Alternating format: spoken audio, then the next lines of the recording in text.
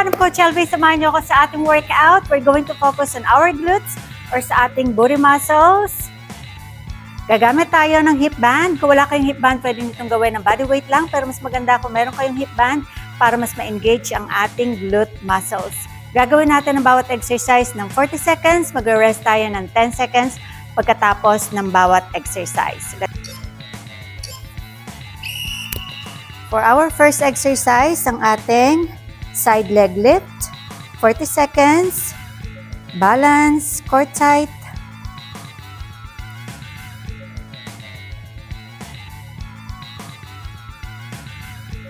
Kung nahirapan kayo sa balance, pwede kayong humawak. Squeeze your glutes, ramdamin. Mind-muscle connection, isipin ang muscle na wina-work. As much as possible, wag nang i-rest ang paa sa floor para yung tension dire-diretso. And rest. Next natin, another 40 seconds sa kabilang side.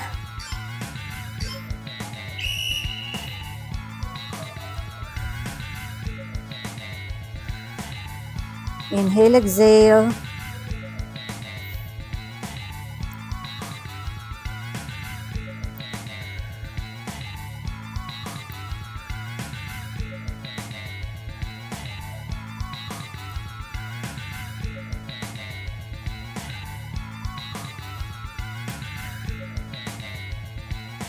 Last 10 seconds. You can do it.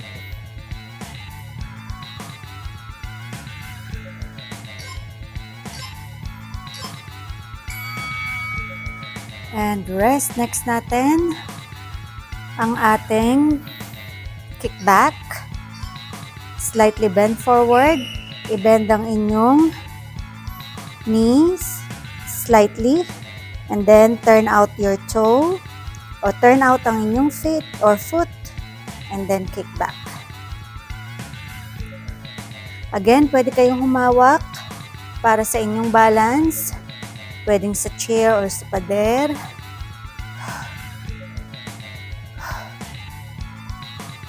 Core tight. I-vacuum ang inyong tiyan paloob. Makakatulong yan sa inyong balance. At the same time, na-engage na rin natin ang ating core or ang ating abdominal muscles. Another 40 seconds sa kabilang leg. Again, turn out your foot and kick back. As much as possible, walang unnecessary upper body movement. Huwag kayong gaganyan. Controlled lang ang bawat repetition. Squeeze at the top. Kailangan maramdaman ninyo ang inyong glute muscles.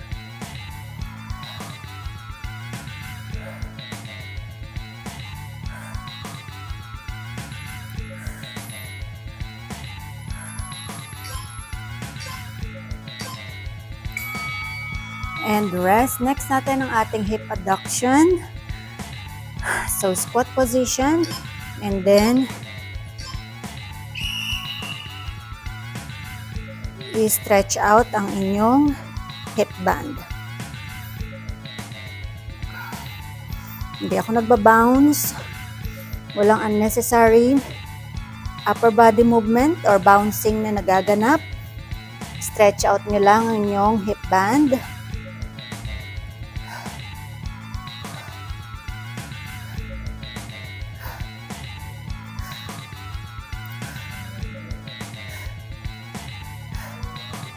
Last 6 seconds.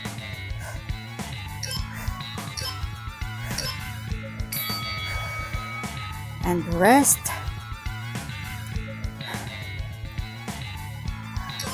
Next natin ang ating RDL. Bend ang isang leg. And then, kunin lahat ng weight from your working leg.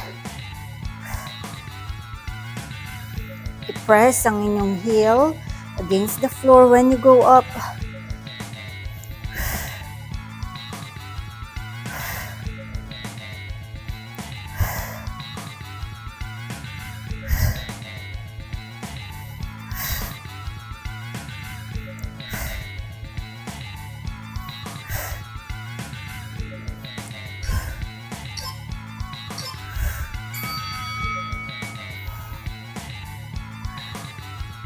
Other leg.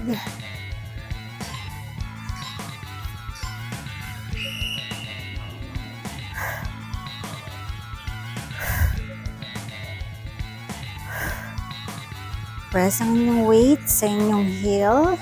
So, working leg.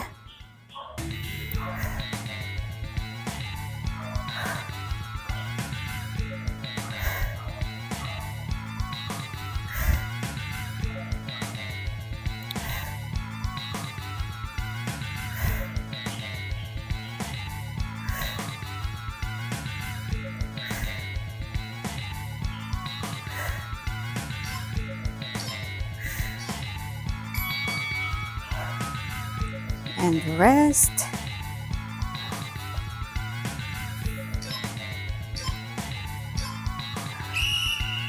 Next natin, i-bend ang isang leg and lift your leg up. Again, pwede kayong humawak for balance, dahan-dahang ibaba.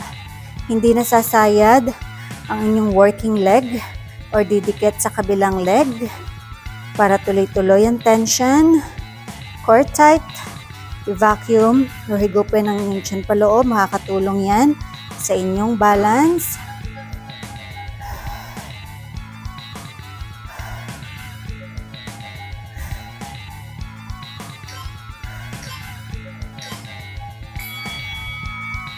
Rest.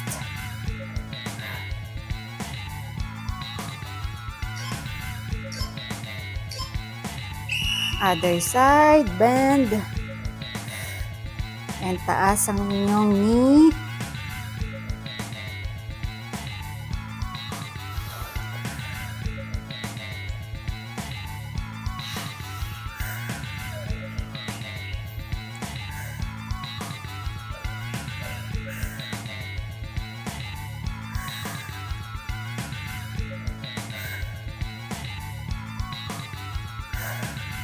Again, pwede kayo humawak para sa inyong balance. Ramdamin ang inyong glute muscles.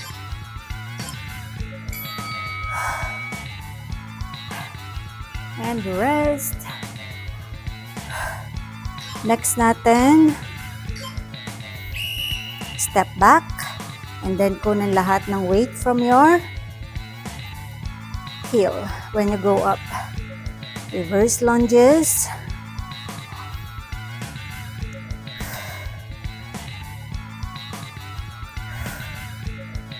Kunin lahat ng weight from your front heel. When you go up, slightly bend forward. Baba ang tuhod sa likuran.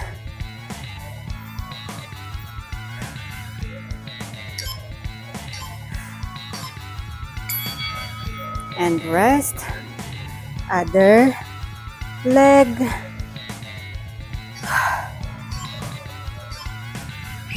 Step back, baba ang tuhod sa likuran, kunin lahat ng weight dito sa inyong heel when you go up. Slightly bend forward para mas matarget ang ating glute muscles. 40 seconds. Inhale, exhale.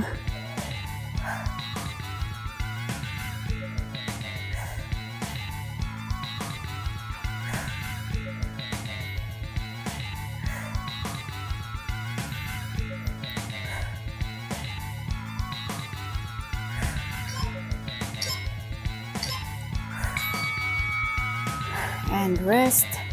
Next, hawak tayo. And then, kick back. As you can see, nakabend ang aking knee. Nakabend forward din kayo. And then, kick back. 40 seconds. Squeeze your glutes.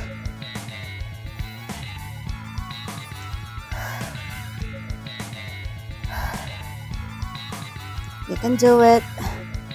Inhale, exhale. Last 15 seconds. Squeeze your glutes. Kick pataas. Ramdamin ang inyong glute muscles. And rest. Other leg. Stay with me.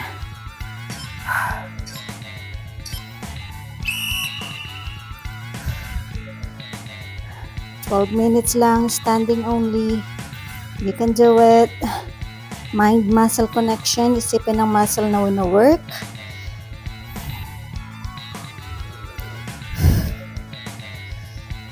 Controlled ang upper body movement. As you can see, hindi niyo nakita nagsuswing ang aking katawan. Focus lang tayo sa ating glutes.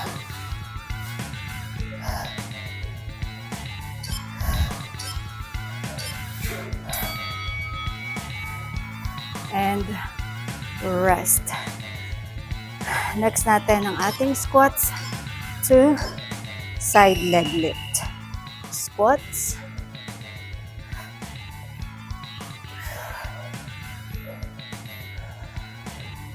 Side leg lift.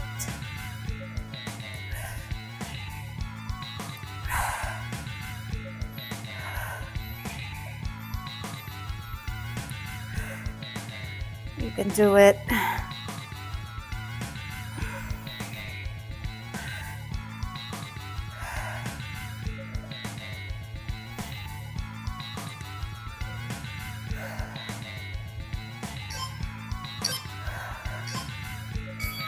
And rest. Last exercise.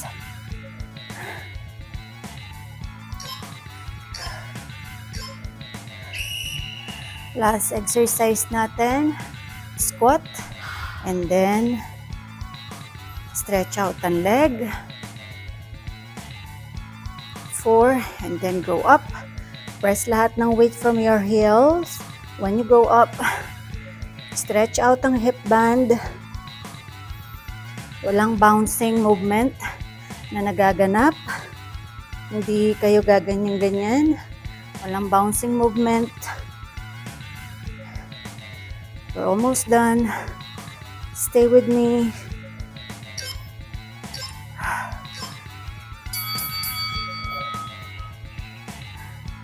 Thank you so much for watching. Kung nagustuhan mo ang ating video, please give it a like. At huwag niyong kalimutan mag-subscribe sa ating YouTube channel para updated kayo sa ating mga new uploads.